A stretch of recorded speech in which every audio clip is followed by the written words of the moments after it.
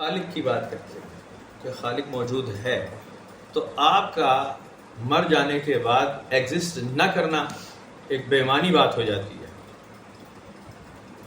Before birth آپ exist کرتے تھے کسی نہ کسی فارم میں، کہیں نہ کہیں دنیا ایگزسٹ کر رہی تھی، اور آپ اسی دنیا سے ہی اٹھائے گئے ہیں، اسی فارمیشن سے، اسی مٹی سے، اسی آگ سے، اسی پانی سے، اسی گوشت پوست کے لتڑے سے آپ کو بنا کر کھڑا کیا گیا۔ آپ نتھنگ سے سم تھنگ نہیں بنے کہ آپ کہیں کچھ ایگزسٹ نہیں کر رہے تھے اور آپ کو کھڑا کیا، کسی نہ کسی چیز کو فارمیشن میں لا کر آپ کا وجود بنایا اللہ تعالیٰ نے۔ فجعلناہ سمیعا بصیرا۔ ہاں، قابل ذکر آپ نہیں تھے، لم یکن شیئا مذکورا، قابل ذکر نہیں تھے کیونکہ آپ اس فارمیشن میں نہیں آئے تھے، آپ وہ چیز بنے نہیں تھے۔ مثلا سوجی ہے، گھی ہے، چینی ہے، آگ ہے، تیل ہے، چولہا ہے، لیکن یہ ساری چیزیں ہوتے ہوئے بھی حلوہ نہیں ہے، ایسی بات ہے۔ جب آپ اس کو ایک فارمیشن میں لاتے ہیں تو ایک کھانے کی چیز تیار ہوتی ہے، ایک پکوان تیار ہوتا ہے۔ اس سے پہلے آپ سوجی کو الگ حلوہ نہیں کہیں گے، گھی کو الگ حلوہ نہیں کہیں گے، چینی کو الگ حلوہ نہیں کہیں گے، یہ الگ الگ الگ آئٹم ہے۔ تو آپ بحیثیت حلوہ اس کو قابل ذکر نہیں مانتے جب تک پک نہ جائے، تیار نہ ہو۔ انسان بھی ایسے ہی مختلف چیزوں سے اکٹھا کر کے، اربع عناصر سے اکٹھا کر کے، اور اس میں سول ڈال کے، روح ڈال کے اس کو اکٹھا کر کے بنا دیا گیا۔ نتھنگ سے آپ سم تھنگ میں نہیں آئے کہ آپ کچھ نہیں تھے اور خود بخود ایک دم کلک کرا گیا اور آپ ایگزسٹ ہو گئے، ایسا نہیں ہے۔ آپ کہیں سے آئے ہیں اور کہیں واپس جائیں گے۔ جب یہ کنفرم ہو جائے نا کہ تخلیق موجود ہے، مخلوق موجود ہے، چیزیں بنائی گئی ہیں، اس کا مطلب خالق موجود ہے اور لاکھوں کروڑوں اربوں سال سے موجود ہے، آپ کی سوچ سے بہت پیچھے سے موجود ہے، جہاں آپ کی سوچ نہیں پہنچتی وہاں سے پیچھے، اس سے بھی پیچھے موجود ہے اور اتھینٹک ہے، سائنٹیفکلی پروون ہے۔ سائنٹک ایسی تیسی سائنس کی نہ بھی مانتی ہو، اس کے علاوہ ہی آپ کے شعور میں یہ بات موجود ہے کہ اللہ تعالیٰ کی ذات بڑے اختیار میں ہے، بہت اول سے، بہت ازل سے۔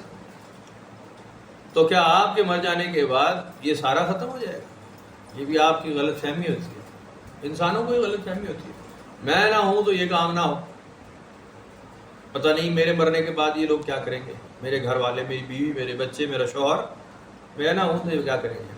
یہ بڑی غلط فہمی، خوش فہمی ہوتی ہے کہ جی میرے بعد تو یہ کام چل نہیں سکتا، میرے بغیر کام نہیں چل سکتا۔ یہ آپ کو بڑا غلط ایک گمان ہوتا ہے، غلط گمان ہوتا ہے۔ ایسا کبھی کچھ نہیں ہوتا، آپ کے مر جانے کے بعد بہتریاں آئی ہوئی ہوتی ہیں، الٹ ہو جاتا ہے۔ وہ کہتے ہیں شکر ہے جان چھٹی یار، سارا ڈکا اسی کی وجہ سے لگا ہوا تھا، الٹ ہو جاتا ہے۔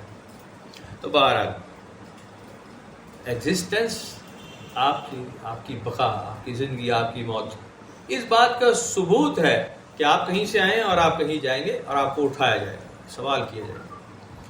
آپ اس دنیا میں خدا نخواستہ اگر قانون کے شکنجے میں آتے ہیں، پکڑ جاتے، آپ نے کہیں زیادتی کر دی یا کسی نے زیادتی کر دی، جائیداد میں حصہ مارا گیا یا کوئی الٹا سیدھا ہو گیا ہے، گڑبڑ، کوئی قتل غارت تک معاملہ ہے، کوئی طلاق تک معاملہ چلا گیا، کورٹ کا معاملہ ہو گیا، عدالت کا، جوڈیشری انوالو ہو گئی ہے، وکیل ہے، پولیس ہے، انوالو ہے، آپ کتنا بچ جائیں گے؟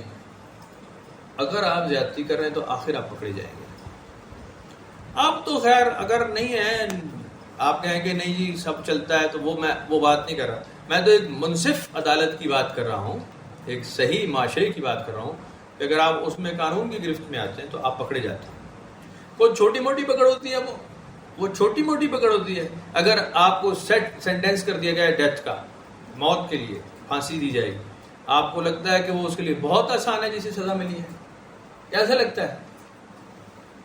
وہ نیٹ پہ ویڈیوز موجود ہیں نا جلادوں کی جو پھانسیاں دیتے ہیں، تو کہتے ہیں بندہ موف وہ ہوتا ہے، اسے اٹھا کے ہی لے جا رہے ہوتے ہیں پھانسی گھاٹ کی طرف، ہوش میں نہیں ہوتا، وہ پہلے ہی مر گیا ہوتا ہے، اس کی ٹانگوں میں تو جان ہوتی ہی کوئی نہیں ہے، فکر سے، غم سے کھانا پینا بند کر چکا ہوتا ہے وہ، اس کو نماز روزہ اللہ رسول وہ منہ سے اس کو کہنا کلمہ پڑھ لے تو منہ اس کا بند ہو چکا ہوتا ہے آلریڈی، وہ اتنا ٹینس ہوتا ہے، یہ کوئی چھوٹا سا مسئلہ نہیں ہوتا اس دنیا میں، اس دنیا کی بات ہے۔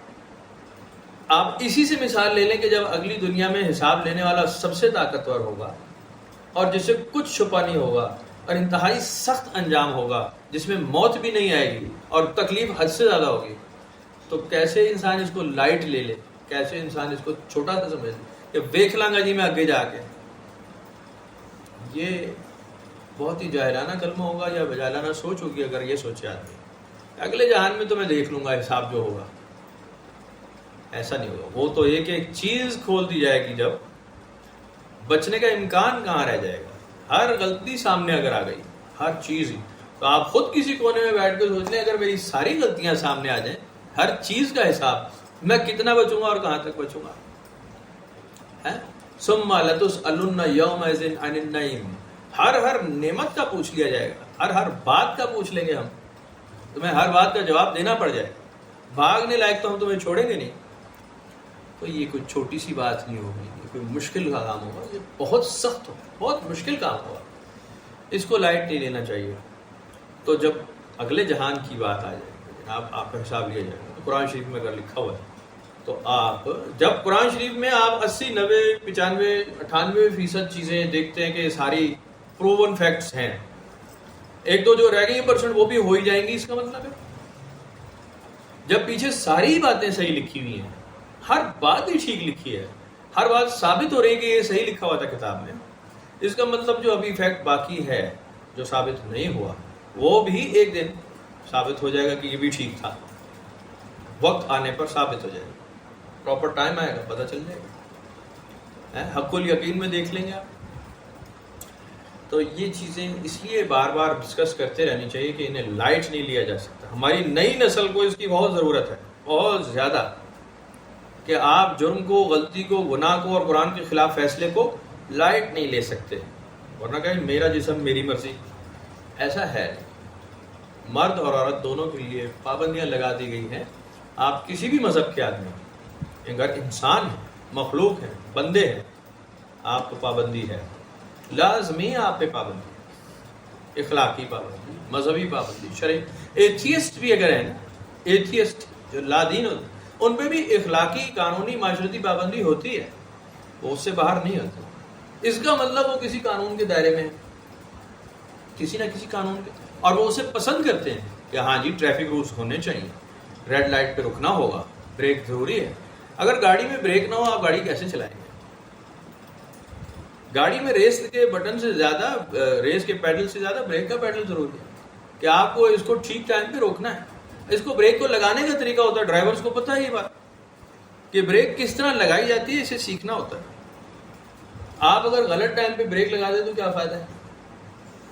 آپ کہیں میں ریش ڈرائیو کر رہا ہوں، 160-50 کی سپیڈ پہ جا رہا ہوں، ٹرن آ کے آگے، لیکن میں نے غلط ٹائم پہ، صحیح ٹائم پہ بریک نہیں ماری، غلط ٹائم پہ مار رہا ہوں، جب ٹرن آ چکا گاڑی کھڈے میں چلی گئی، کاش تھوڑی دیر پہلے بریک لگا لیں، کاش، اب وہ وقت نکل گیا ہاتھ سے، بریک تو پہلے لگانی تھی۔ تو یہ بریک لگانا سیکھنا پڑتا ہے۔ آپ کہیں جی کہ میں چونکہ مسلمان نہیں ہوں یا چونکہ میں ایک عالم دین ہوں، مجھے علم زیادہ ہے تو میں جانتا ہوں بریک لگانی کیسے ہے۔ ان فیکٹ یہ دو الگ باتیں کر رہے ہیں آپ، الگ باتیں۔